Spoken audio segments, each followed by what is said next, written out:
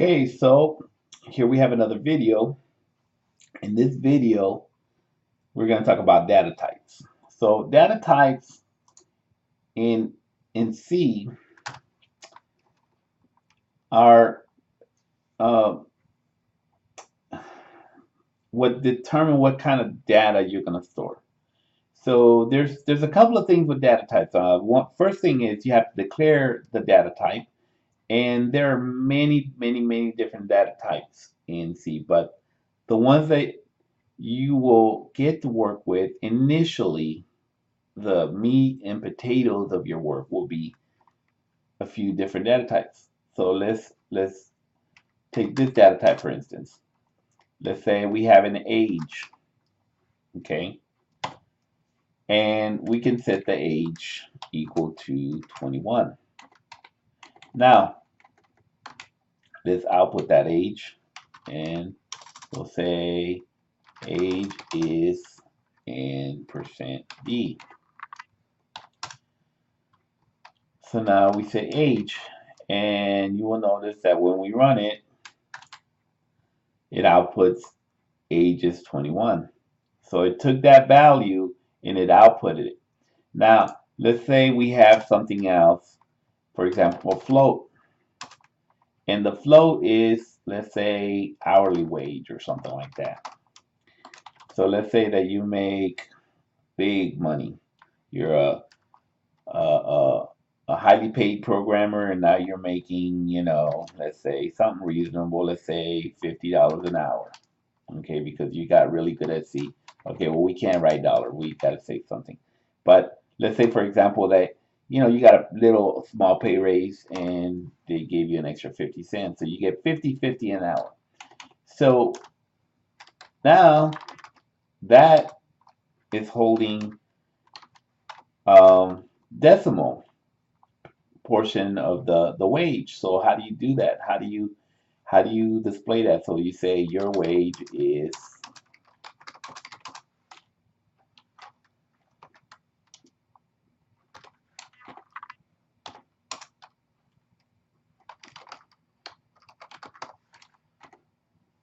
so now your hourly wage is that. Now when we run it, we do that. And what did we do wrong here? Well, one thing is we forgot the new line. We want to have a new line for every line. In other languages, this is already built in, and this in C you actually have to tell it. So let's run it again. And so it says your age is 21, your wage is 50. But if this was a user, you probably wouldn't want to display this. Now there's a whole range of formatting that you can do, and one of the things that you can do in C with the printf is give it, for example, you can say 0.2, and now you see that you actually see the 50, and actually we might want to have a $sign behind this and say your wage is 50. And what did that do? So these placeholders, you notice I have the placeholders here, %D, and here for %F, but then I added the 0.2F. There's a whole different ways of displaying and formatting, and we will get into that down the road. But for now, just keep that in mind that your data can be actually formatted. So in this case, we just take that. So we have the float. Another important data type is the char. And character, it's short for character. And so, for example, we have character X, and we say equals. And now you'll notice something here interesting, that I'm doing this with single quotes. The character, I have to display single quotes, and then I can take this, I'll put it, and I can say X is %, and we say C. Now we do the same thing, and we run it, and X is A. That's another type. And you might wonder, why is character important? What are we going to do with character? Because after all, we can't, with character, it can only hold one character. We can't do this. We can't do this. It's still C. And it took it. Why? I don't even understand why that worked. That's kind of surprising to me. Apparently it works. But it doesn't really do anything. I mean, it's kind of weird. I don't know, kind of maybe a bug in the compiler because it probably should have aired out at that point. But the reason that I bring on character in something that you'll have to learn about is the char array, which is, for example, what if we wanted a full name, right? Say we wanted somebody's first name, and we wanted to have first name, like in my case, I'll put Fernando. But you notice it can't. This will give me an error for one. It won't hold it. What I have to do is I have to declare it as an array, and we're probably okay. It choked on something. Okay, it says in function main expected comma. Oh, okay. I left out my semicolon. Okay, so I do it, run it again. Okay, and now it says A, but what is name? Now for character,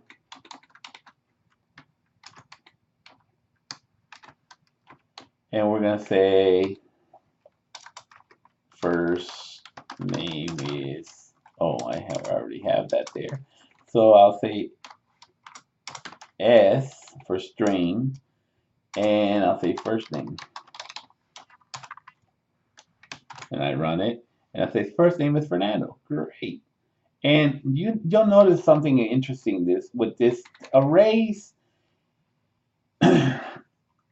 it's they're really not complicated at all. If you think of arrays as something like boxes, and you have boxes, basically a character array is holding a box for each of the letters. So it's the same thing as if I was to put individual characters in there, one for each letter of my name, and then an additional one because it's an invisible character, it's the terminating character that has to go in there.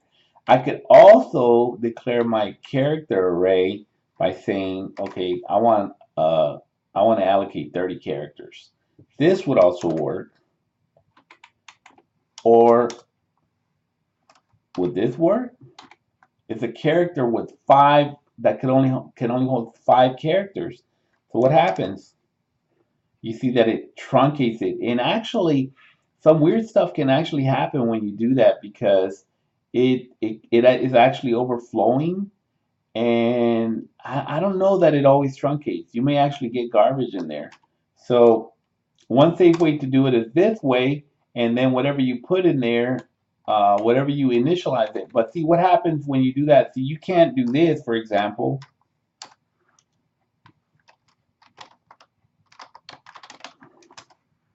You can't do that like the other variables because it doesn't like that. Oh, what happened here? I can't assign after. I can only assign when I initialize it. It's like, okay, wait a minute, what's going on here? Well, this gets us into a little bit of functions because in order to do that, you would have to do something like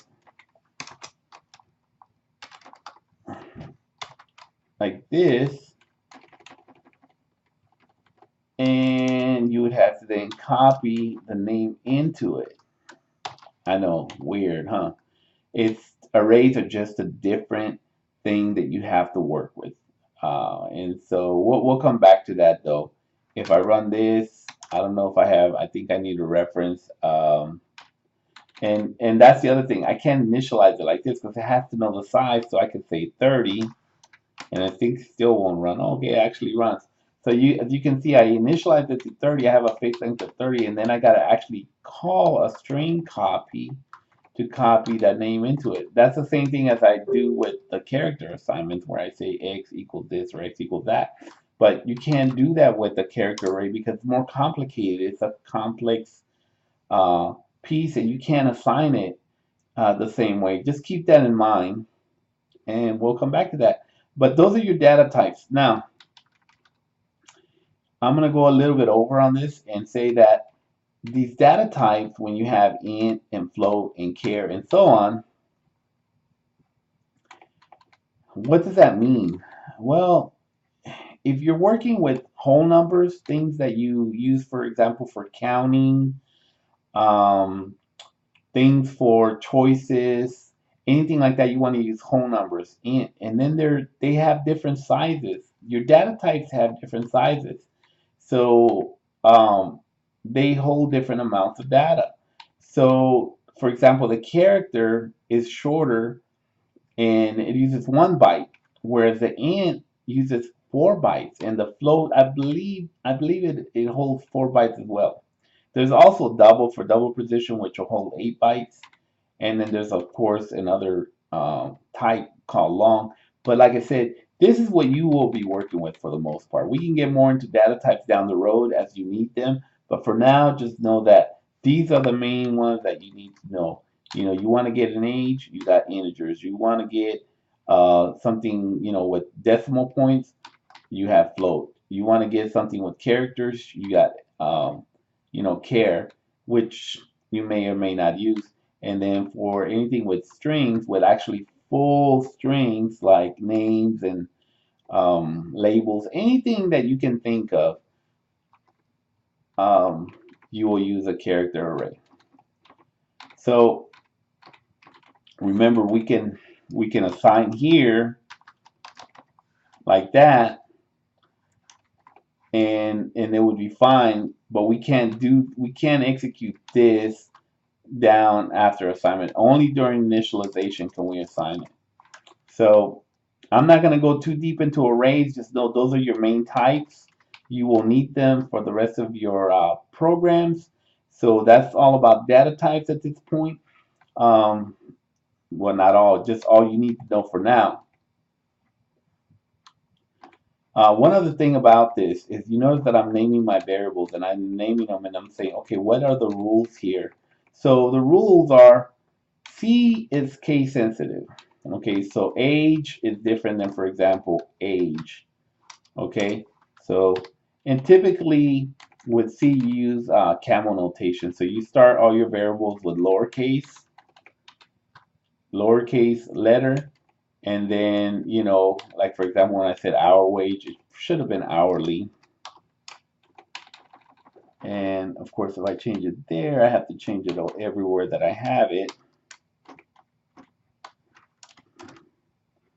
And so now C actually allows you to have variables that are up to 31 characters. There's really no limit, but it will only acknowledge the first 31 characters. So that's pretty long. If you have long variables longer than that, you may have a problem. It may be a different type of problem that you may have. It's doing too much or something's wrong. Now, the only thing that's allowed for variable naming, you can have, for example, age. Well, let's not do that. Let's do this. You can have underscores. They're valid, and you can have as many underscores as you want. But as you can see, let's go ahead and run this.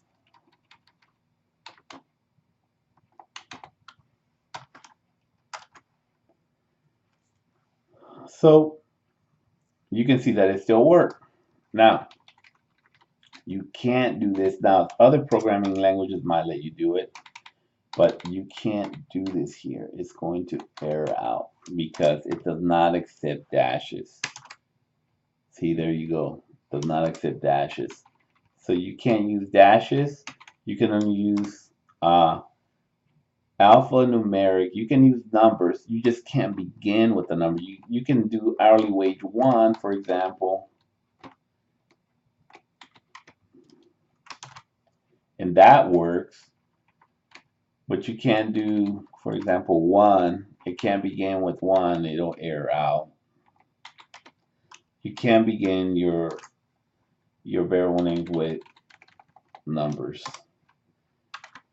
I think you can begin them with underscores though, just numbers are not allowed. But typically there's special purposes for underscore variables, and so, but we won't get into that. I don't think you'll need them for these classes. So that's it about data types, and that's it about variable naming. And hopefully you're catching on to the fact that you have what a line looks like. A line begins a certain way, and it has to always be terminated by a colon. Okay, so that's all for now. Thanks for watching.